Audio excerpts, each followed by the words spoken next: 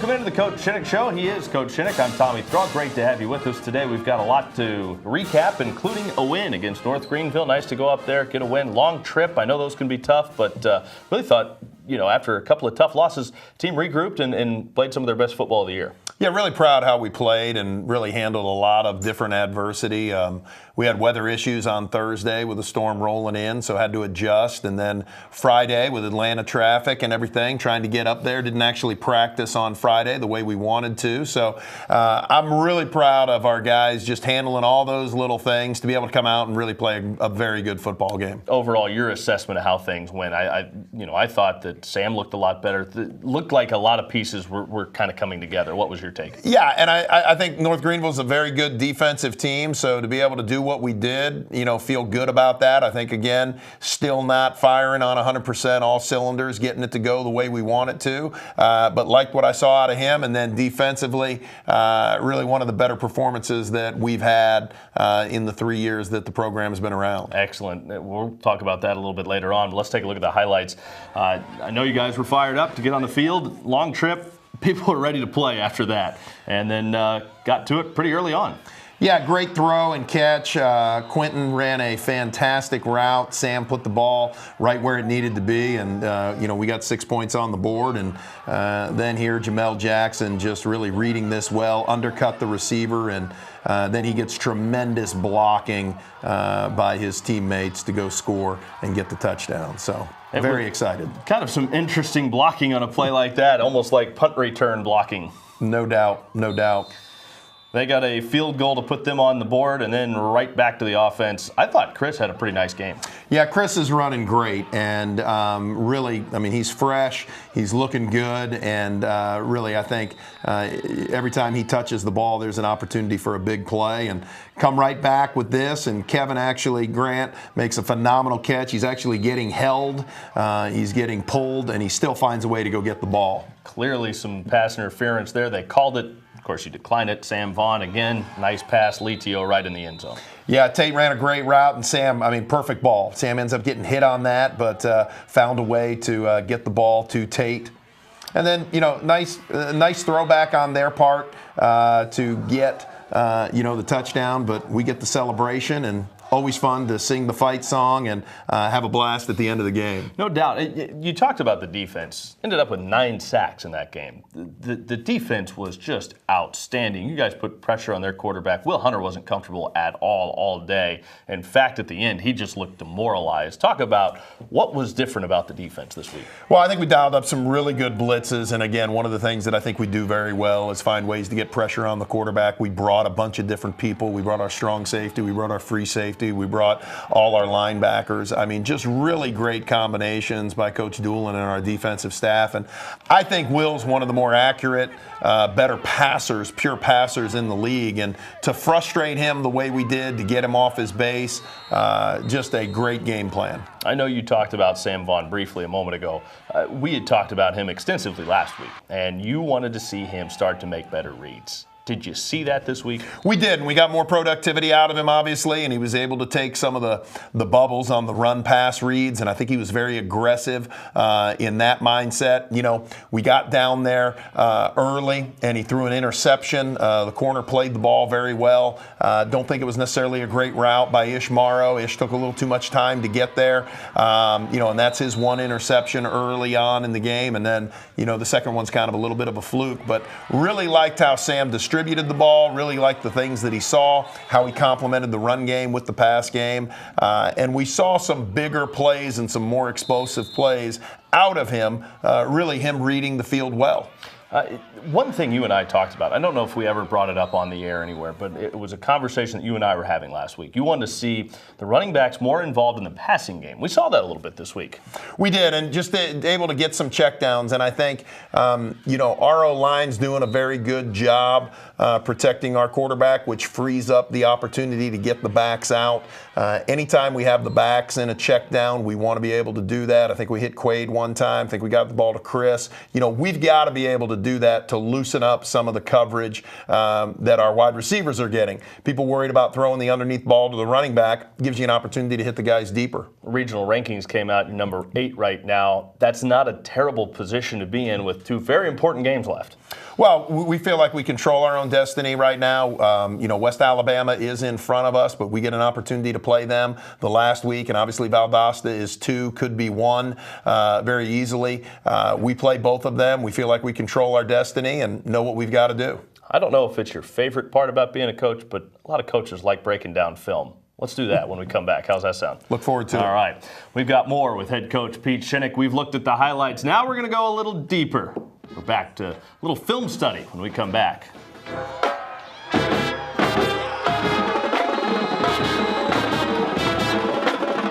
You can't stop it. That undeniable charge. So bright, so loud. It rips through the clutches of mediocrity. It breaks down walls, blazes past old ways of thinking. It's creativity, pure electric energy. What will you do with it? The University of West Florida, no limits. Mercy Ships is bringing services to countries that would otherwise never be able to access those services.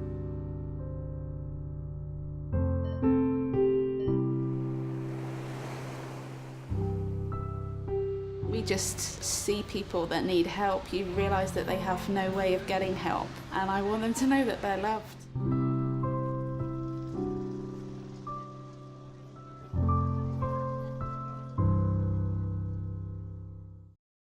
Water. It's life's most basic need. But there's a water crisis in our world right now. Nearly 1 billion people live without clean drinking water. About every 19 seconds, a mother loses one of her children to a water-related illness. The water crisis is vast, but we can solve it. Just $20 can provide one person with access to a clean water project in their village. CharityWater.org. Join us. Welcome back to the Coach Shinnick Show. Well, it's the Coach Shinnick Show, which means we have a coach on the show. Let's look at this game through his eyes now. Something we've never done before, but we're going to break down some film with Coach Shinnick on our film study. And what are we looking at today, Coach? Going to take a look at 3 plays and just kind of see it through the eyes of the quarterback and what he's looking at and just all the things that are taking place for him to make the right reads and get the ball to the right guy. All right, what are we starting with? Well, I'm going to start with a play that we've run a couple of times here, and what we want to do is get our back out in the backfield. We're going to free release him. We've got our tight end run the corner route, but really the quarterback's eyes have to be on the 2 defenders with the X's right there. You're going to see the tight end release, and then you're going to see the defender kind of stumble through the tight end, and right where that triangle is where the quarterback's eyes need to be. Is he going to throw to the back out to the flat, or is he going to throw to Tate, the wide receiver, coming and doing a sit route? Obviously, Tate sits. They go cover the back. You've got 2 on the back and 1 being occupied by the tight end. Sam makes the perfect read, gets the ball to Tate. We get a great clear out. And this really is a 6-yard pass that turns into a nice 24-yard gain. When you see the other receivers in that route, are they there as decoys or are they set up for downfield blocking? No, they're really there as alternatives to what he is seeing, okay? And so everything really has a read. All right, so we saw this touchdown in the highlights right here. This is now Sam got to read the safety to see exactly what he's going to do. We love one-on-one coverage, so if we got an opportunity to get it, we're going to look to the boundary. Sam sees the safety. You can see he's going to where that arrow is. Now we have one-on-one with Quentin in the boundary. Quentin, KG, Bambi, Ezra, Lee Walker, HV, any of our wide receivers, we love the one-on-one matchup, and that's really what we're trying to get to. How much of those matchups are you paying attention to when you're looking at film the week ahead? Always, and you're always trying to find the best way to get guys in the right situation, and then again, to make sure that our quarterback's eyes are in the right place. His eyes are in the right place, the safety goes away, now we have one-on-one. Quentin runs a great route, sets it up, and that looks like an easy touchdown, but a lot went into that. I mean, it really did, and a lot went to get us to where we were to be able to do that. It looked like Quentin had a pretty good route there, and the defender actually fell down on that route, didn't he? Well, he stumbled a little bit, bit, and really I think it's because of how Quentin set it up and what he was trying to get done with the route. Again, defender's eyes, he thinks he's, seeing something that he's not. That's what all, route combinations and, route stemming for our wide receiver is all about. All right, let's look at our third play. Yeah, this is a third down situation, and really what we're trying to do is put Sam in a situation where he's reading half the field here, and we basically get a one high safety, so it makes both sides very similar. Got a little bit of a mirrored route, and you're going to see here where he has his reads. He wants to read low to high on this. If the flat defender, which is the corner in this case, or the safety in this case, he's going to cover our short receiver, should open up our outside receiver. And I think what you see here is Sam knows the down and distance. He knows what we're dealing with. We run the one guy right at the sticks and the other guy about 6 yards deep, and you can see what we end up with. Great ball, great timing, and really great read to throw to the void. Mm-hmm. Now, on the first two, I didn't show you the end zone copy, and really want to show you the end zone copy so you get an idea of what the quarterback's seeing. Sam comes, sees the coverage, and really sees we got a five-man pressure look here. And so Sam is doing a fantastic job sitting in the pocket right there. And as he's throwing that, Tate really isn't out of his break yet, and Tate's going to come back and get the ball. I think what a lot of people miss is what it's like to be in the pocket. Right. Obviously, we'd love for our left tackle to be on this block a little longer, but, pass pro is probably one of the hardest things you got to do. And so as you look at this, a lot of people see, oh, great throw, good, easy read, that's got to be simple. But, Sam Vaughn paid for that. And he probably didn't even see the completion when it was all said and done. And then we want him to pop up the next play and go get us more yards. And so, playing quarterback's not an easy, not an easy position. You got to be fearless. You got to be able to sit in there, and you got to be able to take those throws while also realizing that, hey, there's going to be pressure. At the same time, you kind of have to have a sixth sense about, hey, there might be somebody coming from the blind side. You can't see that, right? No. So you do, and it's what you call pocket feel for the quarterback. I mean, he's got to have a great feel for the pocket. He's got to understand what he's getting into. Some guys would flinch in that and never make that throw, and they'd step up and get out. Now you got a 5-yard gain or a 4-yard gain, and now we're punting. Sam has done a great job sitting in the pocket and making those throws. Is there communication? Hey, the guy got loose. Get rid of it, or is there he's anything got like that going on? He's got to do that, and he's got to sense it. I mean, the O-line, I think both those guys, he gets hit, they come back, and they're like, hey, man, I can do a little better job. And obviously we saw on the touchdown pass, he's standing back there. There is no pressure. That was a 3rd and long. Mm-hmm. Obviously the O-line's doing a great job there, and he's able to deliver the ball to Quentin. So it varies. But, I mean, to me, that's the significance of a guy who's willing to sit in there, a guy who's willing to, throw the ball. I mean, there's a lot of times that you see great quarterbacks and not see their completions. Right. And that's part of understanding pocket presence and having really be fearless in there to get that done. No doubt. Well, we've still got a lot more to get to. A big game with Valdosta State coming up this weekend. We'll talk about that a little bit later on. Argos soccer has wrapped up the regular season. Now both teams are gearing up for the conference tournament. Volleyball had a great weekend. Plus, we have Jamel Jackson in the studio. Next on the Coach Shinnick Show on the UWF Sports Network.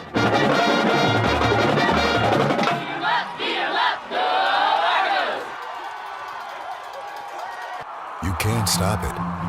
That undeniable charge. So bright, so loud.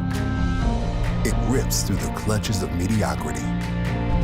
It breaks down walls, blazes past old ways of thinking. It's creativity, pure electric energy. What will you do with it? The University of West Florida. No limits. Being a champion takes more than talent, more than the perfect pass, more than using your head. Being a champion takes the spirit to always push harder, the ability to overcome any hurdle, and the fire to be the best. Welcome to Division II, where the pursuit is yours to create. And the question isn't, can you do it? It's, will you?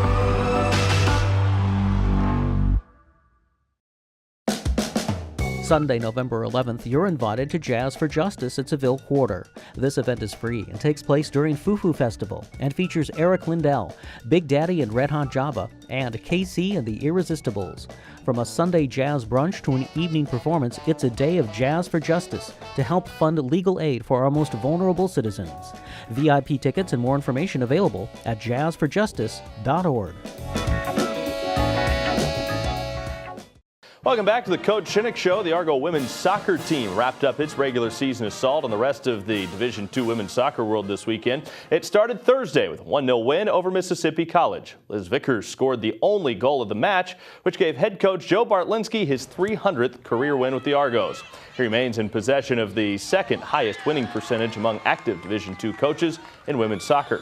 They were back at it again on Saturday and cruised to a 3-0 win over Delta State. Celine Rump scored the first goal of the game for her second of the year.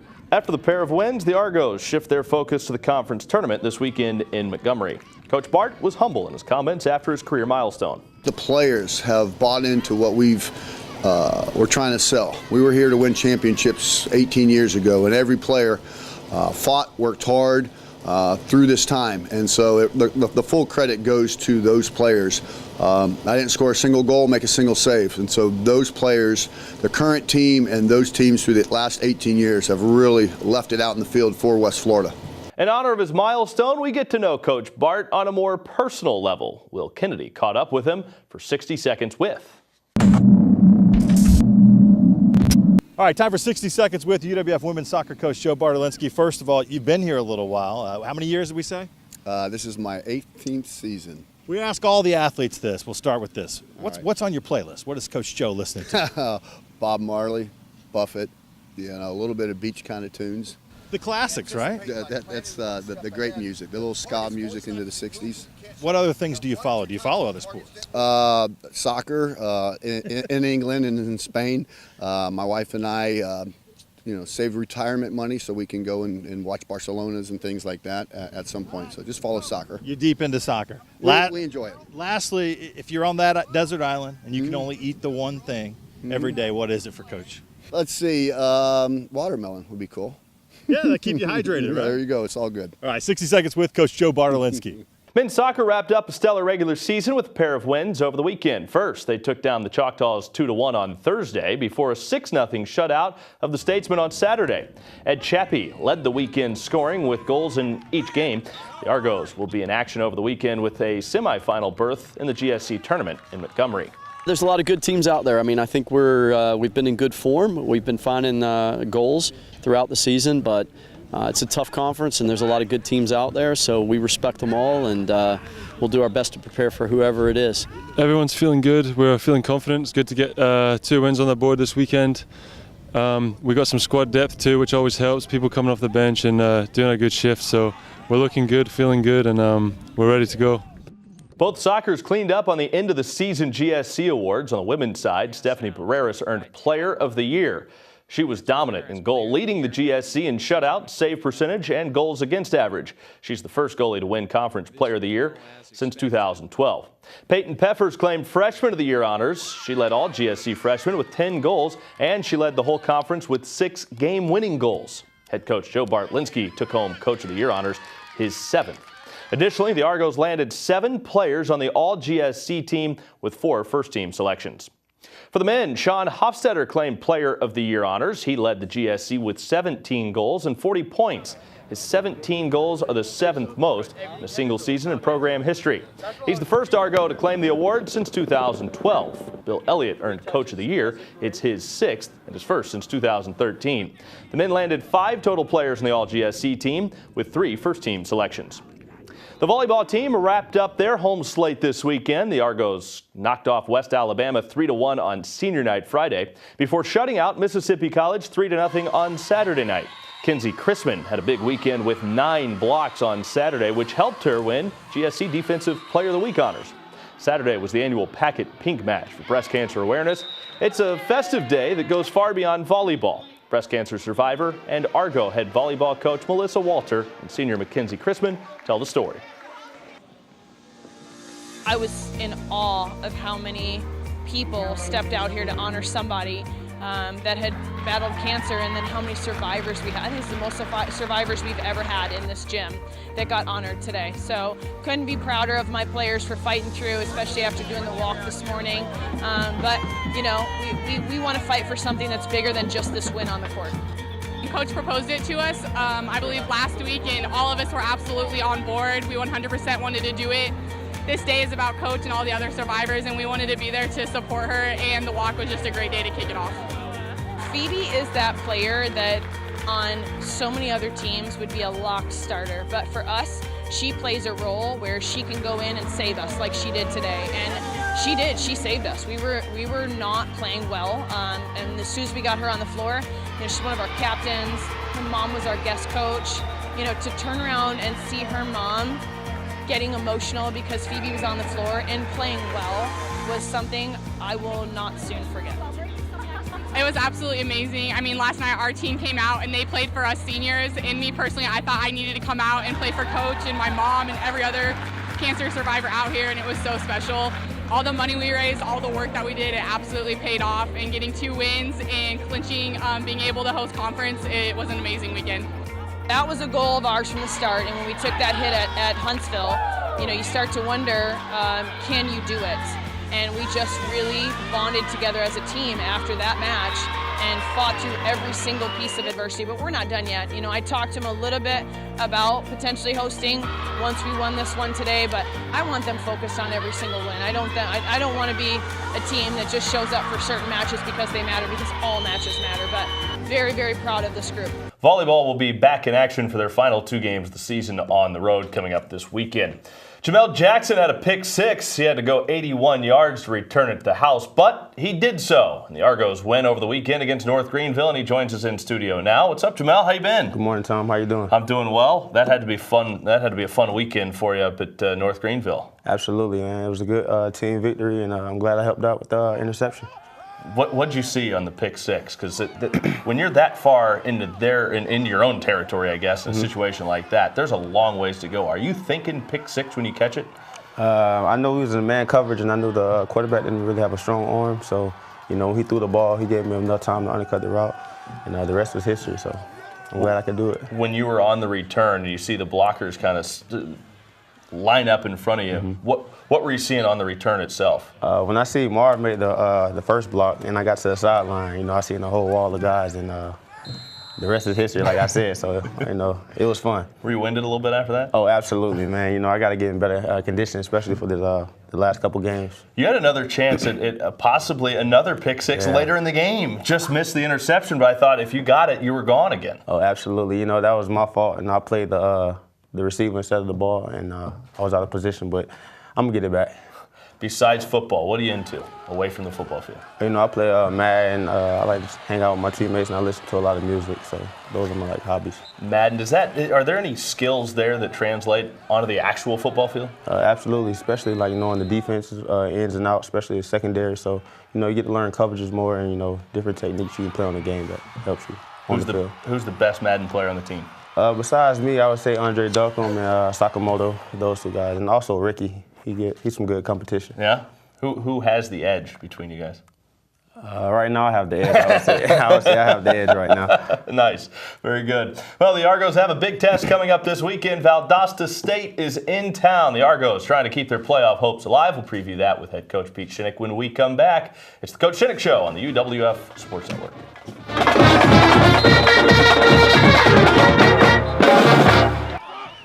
You can't stop it. That undeniable charge.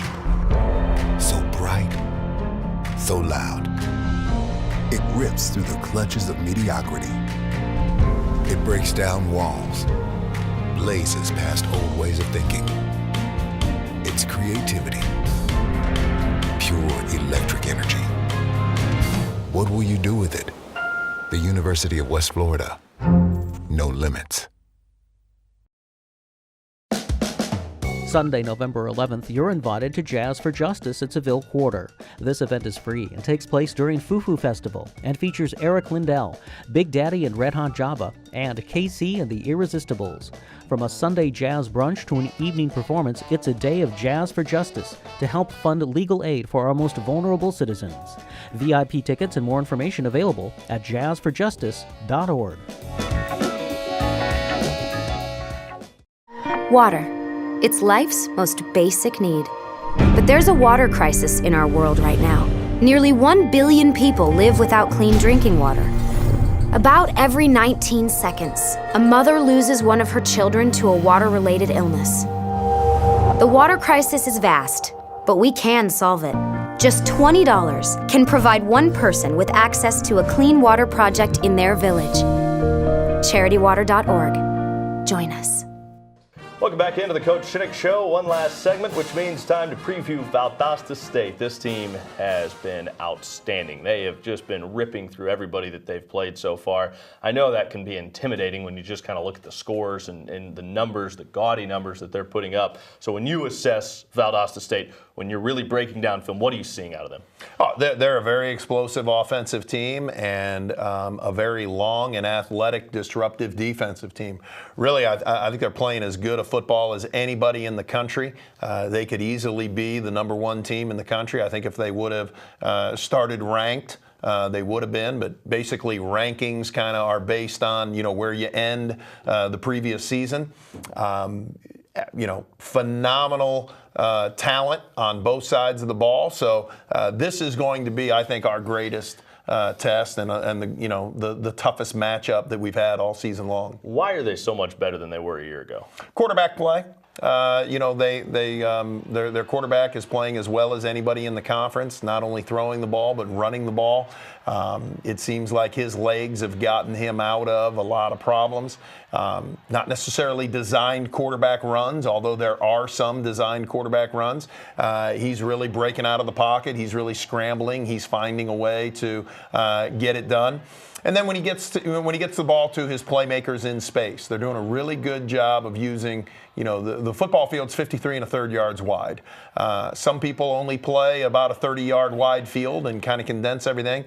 They do a great job of really stretching you out the entire 53 1/3. You talked about the defense. I thought that was interesting because it's easy to focus on what they've done offensively, but as you well know, you've got to have a strong defense to make a deep run. So from an offensive standpoint, what are they going to do defensively to kind of shake things up? Yeah, big defensive line, very disruptive, long linebackers, and then probably the longest, lengthwise secondary. They got a 6'3" corner. They've got 2 or 3 guys that are 6 foot out there, and so that just closed down windows. That just closed down areas to throw the ball. We're going to have to be very, detail oriented in where the ball is, get it to our guys, crisp. They've broken up a ton of passes. They've intercepted a handful. And it's really because of the disruption that they're able to cause. Again, probably the most balanced team offensively, defensively that we've seen. And then offensively, they can run as well as they can throw. So create some major issues for you. Do they give you some different looks on offense? Oh, they do. Yeah, you're going to see 3 wide receiver. You'll see some 2 tight end stuff. You'll see, motions here and there, back and forth. So very creative. A lot of the stuff is there to catch your eyes, to get you away from what they really want to do. I think they run the screen game as well as anybody out there. Always finding different ways to dump the ball to the back. When you think they're going long, they're going to dump it. They run the outside zone that kind of puts pressure on how many people you want to keep in the box. Do a very good job. I mean, and really, there's a reason they're scoring 50 a game. There's a reason they're as productive as they are. I know it's going to be a tough game, but this is obviously a big one with regional implications, of course, playoff implications. So as big of a test as you've seen, before you go, real quick, is there anybody they remind you of? No, I mean, I think, comparing them statistically very similar to what we saw in West Georgia a year ago. They're scoring actually more points than West Georgia was. West Georgia was, I think, in the 40s when we played them at the end of the year last year. Again, we just think they're a very, very good football team and playing at a high level. We're going to have to come out and play one of our best in front of our home crowd. We're looking forward to finishing the season. We've got Senior Day, got about 30 seniors that are going to have the opportunity to be recognized. So we're excited about that and playing in front of the Wahoos, the crowd at Wahoo Stadium. Should be a fun one. Should be a big crowd as well. Of course, kickoff is set for 4 o'clock. Coach, thanks so much. Thank you. All right, always a pleasure. That does it for this week. Again, kickoff 4 o'clock from Blue Wahoo Stadium. You can watch it live on ESPN3 and listen to it, of course, on ESPN Pensacola 94.5 FM. Coverage begins at 3:30 with the Argo kickoff show. along the UWF Sports Network. That does it for Pete Shinnick and our entire crew. I'm Tommy Thrall. Thanks for watching. We'll catch you again next week. This is the Coach Shinnick Show on the UWF Sports Network.